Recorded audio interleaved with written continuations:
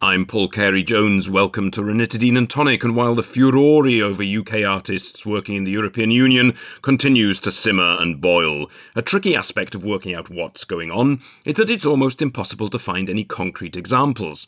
That's in large part a result of one crisis providing cover for another. Were it not for theatre closures and travel restrictions as a result of the pandemic, there would probably be a lot more British workers trapped in embassies and airports across the continent right now. So I was lucky enough to have the chance to chat to my colleague Peter Hoare, who, in a pioneering move, not only has performing work, but has actually made it to Barcelona to start rehearsing the role of Mortimer in Lessons in Love and Violence at the Liceu.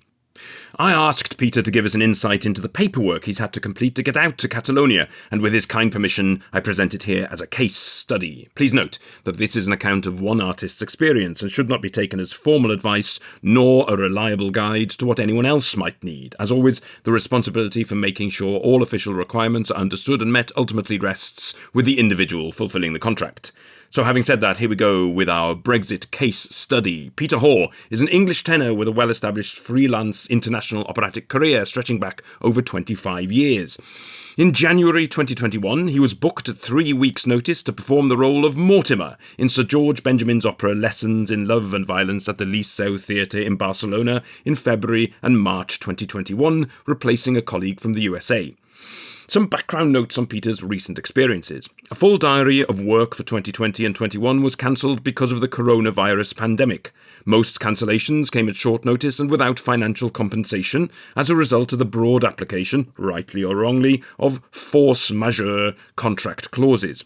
Peter received no financial support from the UK government since he was ineligible for any of the support schemes, in particular falling foul of the limitations of the Self-Employment Income Support Scheme. Consequently, he was obliged to find alternative work outside of the performing arts industry during the pandemic to support his family.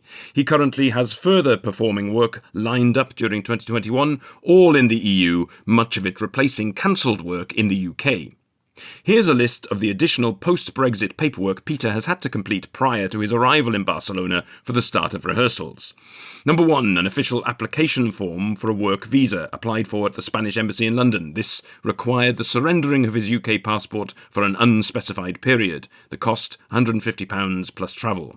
2. Insurance. Now note that the cost of this was increased because of working during a pandemic, and I'll talk a bit more about that later. The cost was £350 for the period of the contract. Number 3, UK residence permit. Now, Peter's UK passport proved sufficient in this instance, although non-UK citizens would most likely require further proof.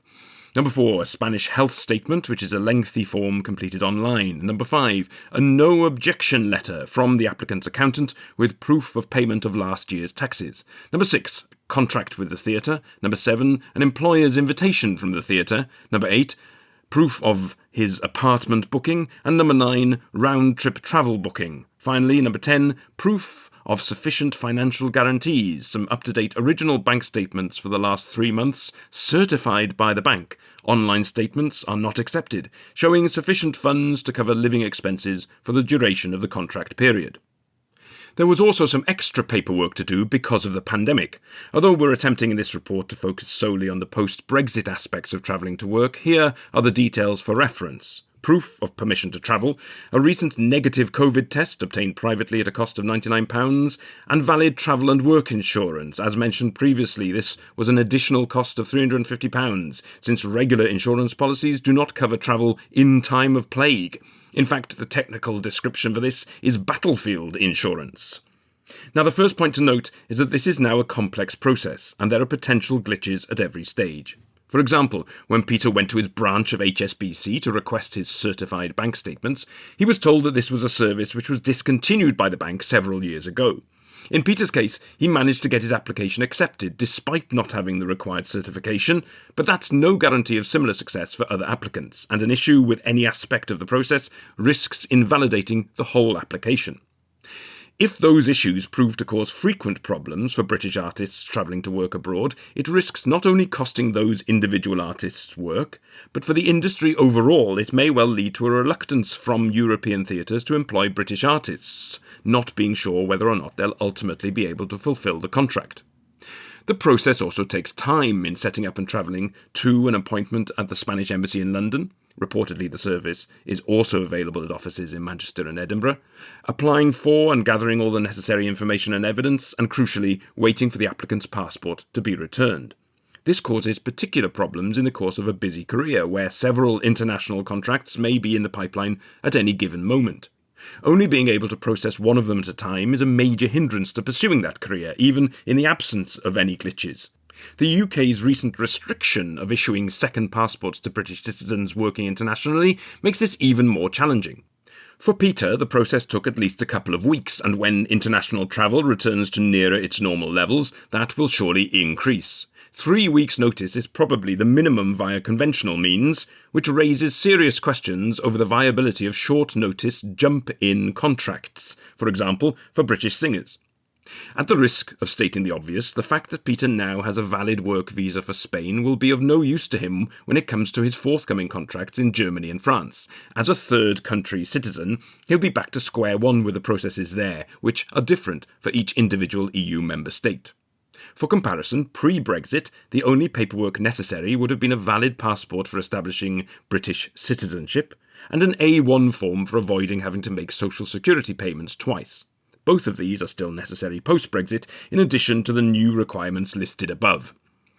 As an established and successful international artist, Peter naturally has had access to support in this process from a knowledgeable agent, a reliable accountant, experienced colleagues and so on, and a certain amount of financial resources too.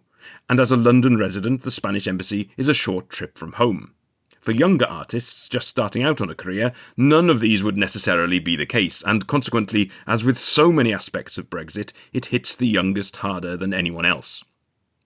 To all of the above, the cynical among you might think, so what? Why can't British artists just stay at home and work in the UK, sharing their gifts with their native audiences rather than hawking them around the globe?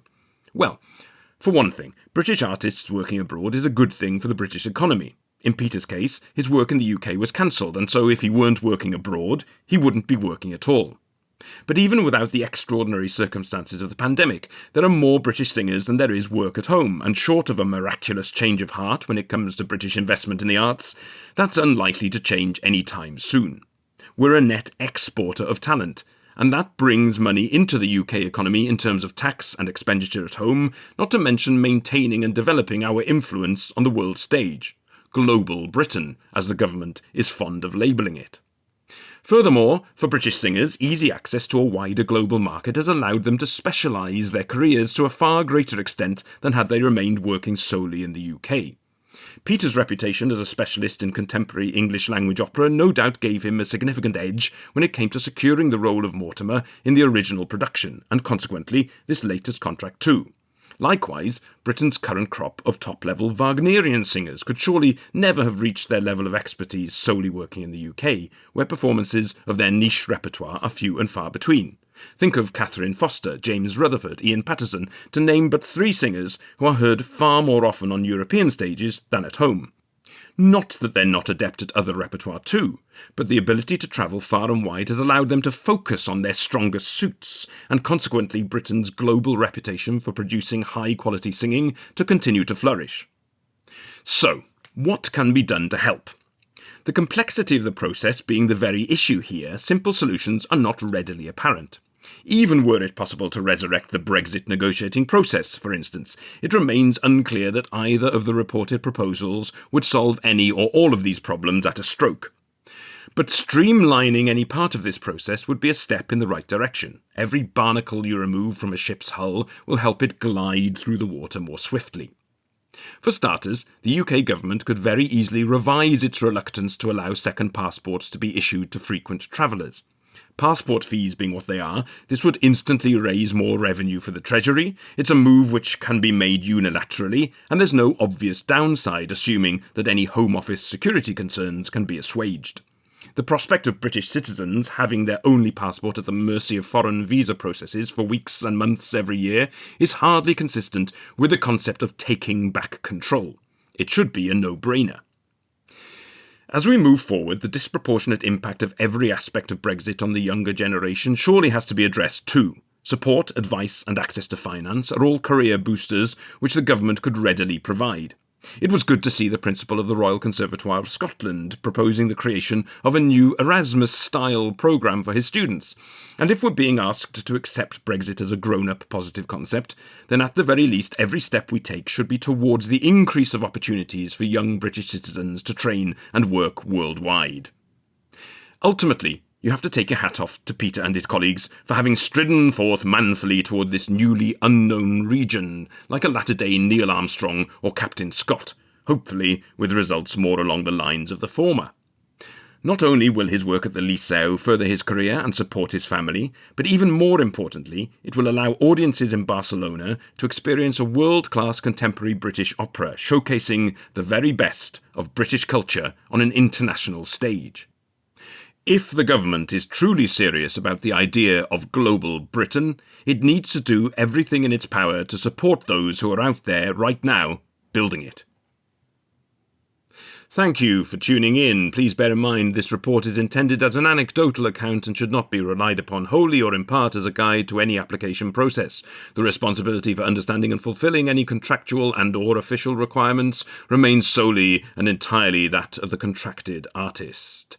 My thanks go to Peter Hoare. If you enjoy this sort of thing, you can read more of it in my new book, Giving It Away, Classical Music in Lockdown and Other Fairy Tales. Available in paperback and Kindle editions via Amazon websites worldwide, and watch out for the new audiobook edition coming soon on Audible.